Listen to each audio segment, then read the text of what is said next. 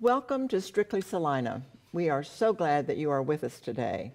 This is a program that airs regularly and emphasizes the wonderful mission, activities, and schedules of all of the nonprofit agencies in our community, plus some public agencies, and from time to time, even a for-profit agency. It educates us, it entertains us, and it allows us to have ideas on how we can participate if we want to as a volunteer. So I want to introduce my guest in a moment, but I do want you to know that we would love to have your input. We would love to have you come and volunteer with us. We would love to have your ideas for a program. And all you have to do is simply dial 823-2500. Welcome. My guest today is Rosie Walter, sitting on my left, on your right as a viewer, who is the director of the Senior Center and Senior Services. Is it called the Senior Center, or do I want to say Director of Senior Services? Well, it's actually called Salina County Department of Senior Services, but Senior Services is good.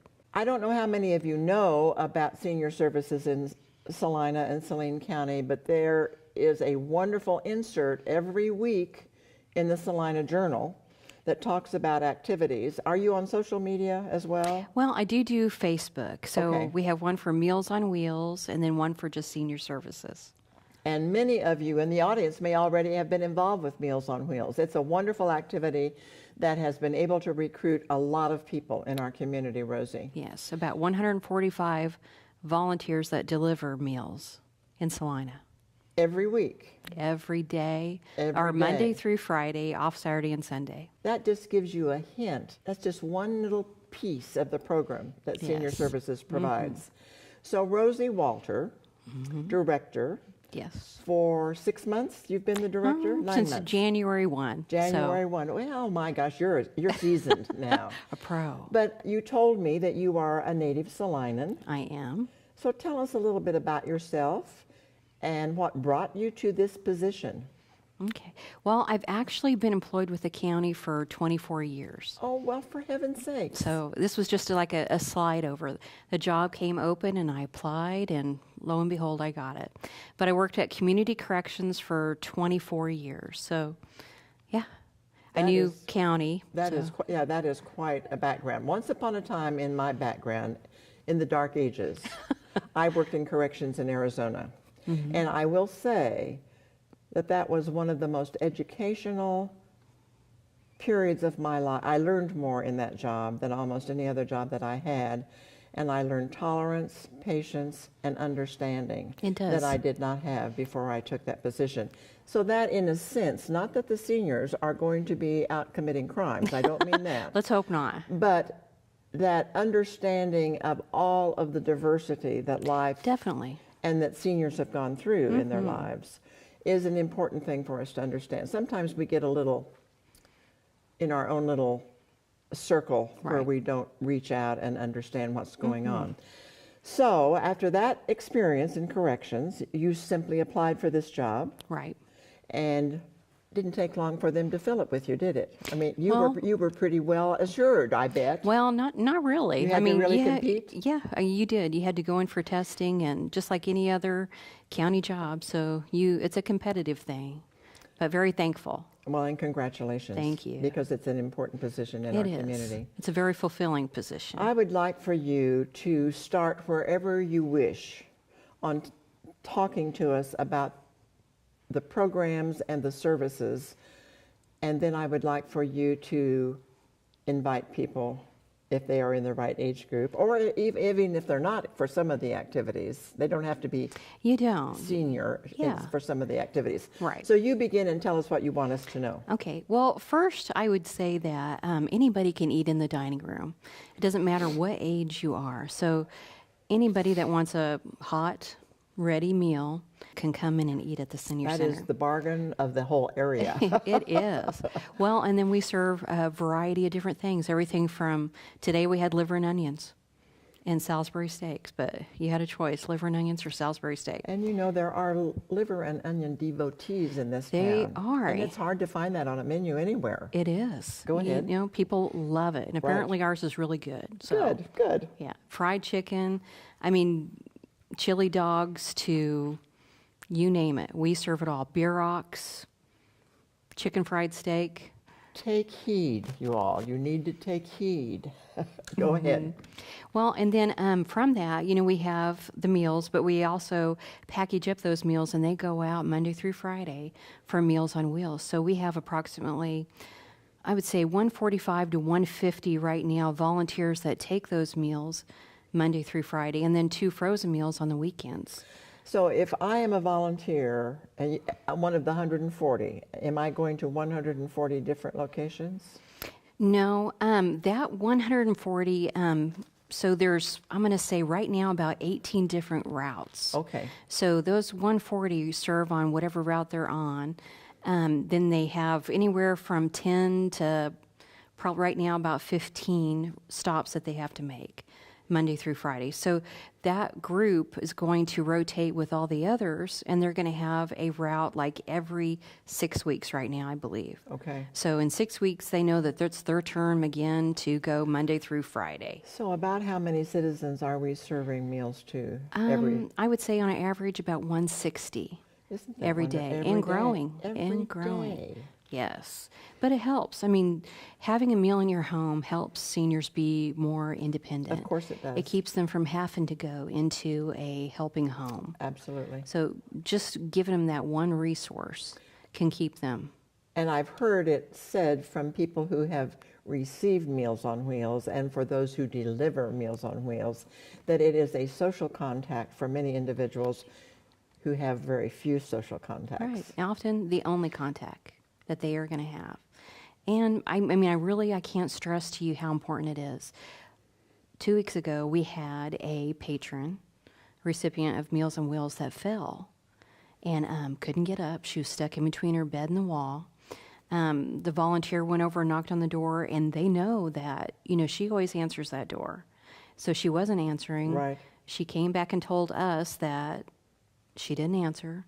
So our Meals on Wheels coordinator was able to reach her family and go over and get her up. Oh, Yeah, and get her the help that she needed. absolutely. But that's Absolutely. happens more often than what you might So think. for just this program, if I believe I'm a candidate for Meals on Wheels, what do I do as a citizen? Well, I would say as a citizen, 60 and above is typically what it is. You would, if you want a subsidized meal where you need help, you can get with the Area Agency on Aging. All right. And then fill out the paperwork, Okay. and that meal will be delivered to you every day, or Monday through Friday. If you're not a candidate for it, you can still do it. You can call a senior center or call the area agency. We'll hook you up with them, and then they'll come out and do an assessment on you and then start that service. And the good thing about Area Agency on Aging, which is housed right at the senior center, I thought it was, yeah. they will go into your home and then help you with other services. So if that person needs help bathing or needs more assistance, you know, they're a great resource for that. So as the director of senior services, are you coordinating with the Aging, Council on Aging? It's not the Council on Aging in Area Salina, Agency. but Area Agency on Aging.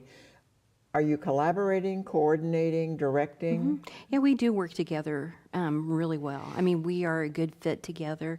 They provide our subsidized funding for those meals that go out. But they also provide all those other services. So if I see somebody on the floor, let's say a person that comes in and I know that they're struggling, Right. you know, whether it be having the meal or whether it be they need additional services, then I will escort them up there and try to give them the help that they need. Okay. So it's a perfect fit for us.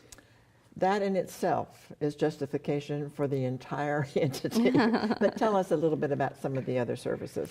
Well, we do a variety of different things as far as activities. If you want to go in and play cards, if you want to go in and sew. On that second 60, the next article I did was all about the sewing girls. They meet every Wednesday from, I'd say 8:30 in the morning until after lunch. They usually stay with lunch, but they do quilts. They do quilts for juvenile intake and assessment. These are how wonderful. children that their parents might have been arrested, or they're in a difficult situation and they need something that gives them a little bit of comfort. So we're going to start doing those quilts for them. We do quilts for St. Francis youth that are in the foster or in the placement. That is good to know. Yeah, and those kids and our ladies, the sewing ladies, the peacemakers is what they're called. They enjoy that. I mean, they get to see that child. They get to give that child a quilt, and I mean, it's just inspirational. I'm sure it is. It is. I'm sure it is. They're doing boppies for new moms. So I don't know what a boppy is. I didn't either. I never had one. But it's like a support pillow for a baby. Oh, well, yes. You know, that you can prop baby up or, feed baby in this. So, yeah, just a great little pillow. Wonderful. So Salina Regional Health Center comes over and they bring all the materials, and then our ladies put all that together. So how many volunteers do you have doing that piece of the activities? Just for the peacemakers, I have about 10, but we need more. They are constantly doing quilts. So they do them for hospice. You know, they make all this all free. Oh, that's wonderful. All of that is free to the youth at St. Francis, to hospice, to the receiving blankets. All of that is free. So they do quilt auctions. Right now, we are doing one. You are doing one right now. We are doing one right now. And that's how they make that little bit of money that helps bring back those supplies. Good. Tell me about another activity. Wood carvers. I'm actually doing a wood carving project right now. So it's I don't it's believe interesting. I'm a candidate to volunteer in that, but but you could go and make a project. Well, I guess I probably might try. Oh, it's fun. It might be called very abstract art, wood art. It's still art. It's all in your eye. And so, is there just one? So you can enroll in that class. Well, it's not even enroll. No. I would say just show up. They have it Friday mornings. They start about 9:30 in the morning. The wood carvers, and then there's just a big group of people. Is there men, a teacher? Women. Yeah. I'm going to say your teachers are going to be sitting right next to you. Oh, for heaven's sake. So it's like sort of a one-on-one. Yeah. I mean, truly, I go in there and I sit for just a few minutes on a Friday morning, and they give me ideals of what I could do. I mean, how exciting. Yeah, it is. It's fun. And you have exercise classes, I know. Yeah, we have a variety of exercise classes every single day. You have card playing. Oh, card playing is huge. And all kinds of card games, I believe. Everything from Pinnacle to a game called Buck. Never heard of that before. Never heard of that one before. Neither had I. Hand and Foot. Never heard of that one either. I hadn't either. Yeah, a whole variety. So we don't have a lot more time, but what is the biggest challenge the Senior Center faces today? I would say, probably one of the biggest challenges I have is, getting more people to come in so that they can see. It's not just a senior center. It's a place where you can go and have fun and lots of different group activities or start a new activity. Just changing that perception of, well, it's for somebody that I am not. I mean, it's for everybody. So we do want to encourage people who take the journal to read the insert every week. The second 60. Tell our audience how to get in touch with the Senior Center to find out all of the activities and what they might want to participate in or volunteer for. Okay. Well, first I would say just come on down to the Senior Center, meet with the different groups. If you have an idea of what you want to do, sit in on a group. But our phone number is 827-9818,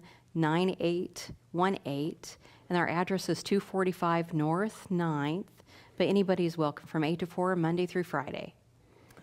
Rosie Walter, you are doing an amazing job. I do hope you get to sleep at night. I'm concerned about being able to take all of that activity and organizational prowess and put it away for a little while. I'm enjoying it. And you have a staff of how many? 5. 5. Including myself, so. We want to encourage everyone in the audience to take advantage of the wonderful, wonderful activities that are at the Salina Senior Center. And I want to personally thank Rosie Walter, Director, for being with us today. Thank you so much, Rosie. Thank you, Ann.